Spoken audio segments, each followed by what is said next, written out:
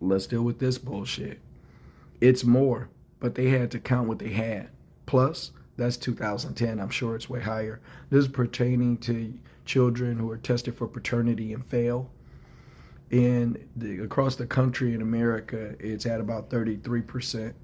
In the black community, it's at about 46%. So almost half of the children that get tested, it ain't your kid, right? And that's not because half the babies who were born are somebody else's. It's because when a man has suspicion about this, right, there's a 46% chance he's right if he's got a black woman that it ain't his baby.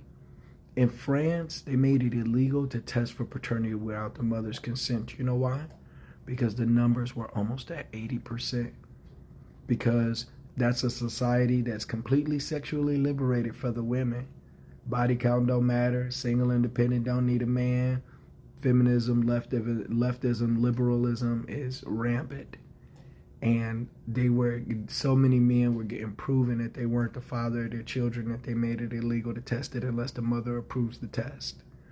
And we're going to have to do something like that here because a lot of the women don't get it and they're not changing. And that's why you have so many men who are leaving the country. Did you know that in Scandinavia, those countries that we talk about that are so egalitarian and we do so much to make sure that women have equal rights there, did you know that the men are leaving the country and marrying women from Pacific Asia at such a high rate that the government wants to find a way to make it illegal for the men to do that? That's how much they want those women. That's what the marriage rates are in those countries. They don't want to deal with them. Nobody wants to deal with the modern feminist as a wife, right? Somebody who has been taught to be a victim, somebody who is taught that she is victimized because she's a woman and that every single man is a potential perpetrator. Nobody wants these women as wives, but these women still have a biological directive to reproduce, so they want children. So what are they talking about? Freezing their eggs, artificial insemination.